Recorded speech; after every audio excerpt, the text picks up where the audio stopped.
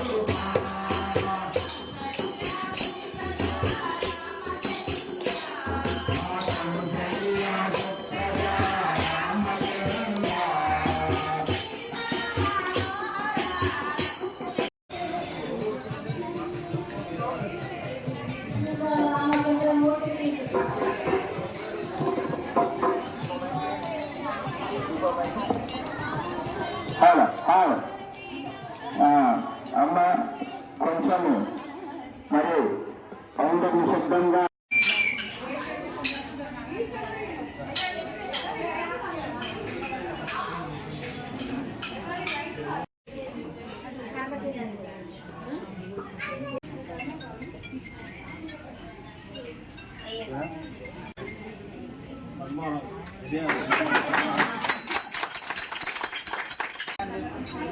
తప్పకుండా మాకు అవకాశం ఇవ్వండి.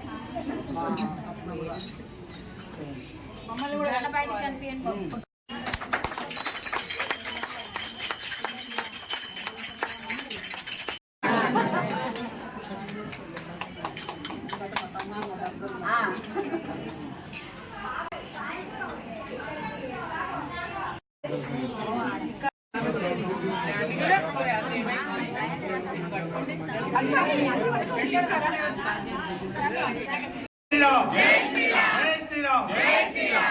ఎన్ఎస్పి క్యాంప్ శాంతినగర్ లో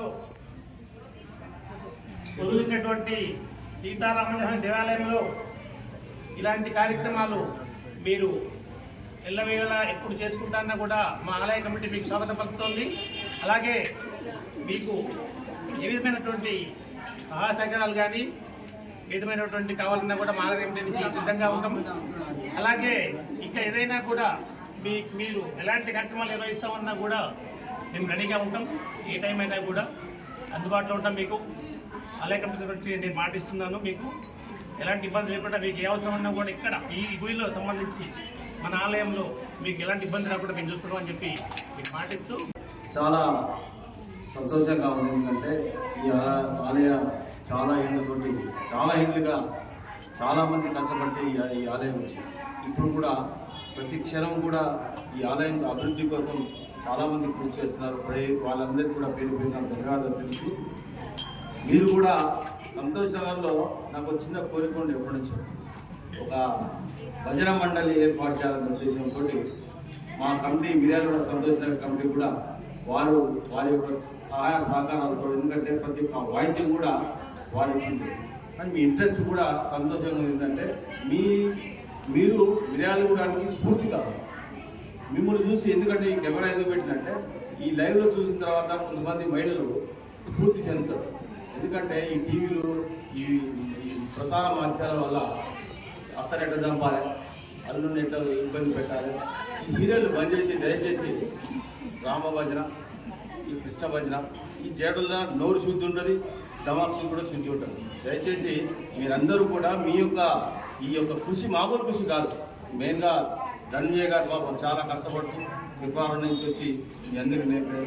అలాగే మిర్యాలగూడలో చాలామందికి ధనంజయ్ గారి ఆధ్వర్యంలో భజన మండలి ఏర్పాటు చేసి ఇట్లాంటి ఆలయాల్లో ఎన్నో కార్యక్రమాలు చేయాలని, ఇంకా ఈ అభివృద్ధి ఈ గుడికి ఇంకా అభివృద్ధి పేరు రావాలని కోరుకుంటూ ఆలయ కమిటీ వారికి కూడా ప్రత్యేక ధన్యవాదాలు. హిందూ ధర్మ ప్రచార పరిషత్తు నల్లగొండ జిల్లా శాఖ వారిచే మనము కార్యక్రమం చేస్తున్నానండి నేను. మరి అదేవిధంగా భక్తరామద సంకీర్తన మరి జిల్లా అధ్యక్షుడిగా పనిచేస్తున్నాను.